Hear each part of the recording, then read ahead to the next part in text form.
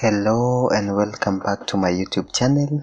My name is Steven from Simple Tech. So today I'm going to show you on how you can hide and unhide desktop icons from your Windows PC.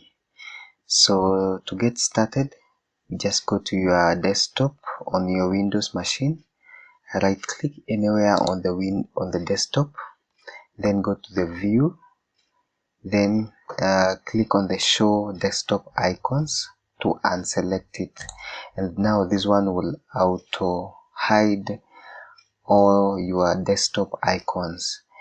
To reverse the process or to show the icons back, just right click again, go to the view and then show desktop icons, and now this one will bring back your icons again to the desktop.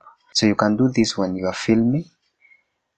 For example, in my case, I would like to hide all these applications when I am filming my screen so that you don't get distracted. So that is just a simple trick you can employ to hide or unhide your desktop icons on the Windows machine. So thank you so much for watching this video till the end.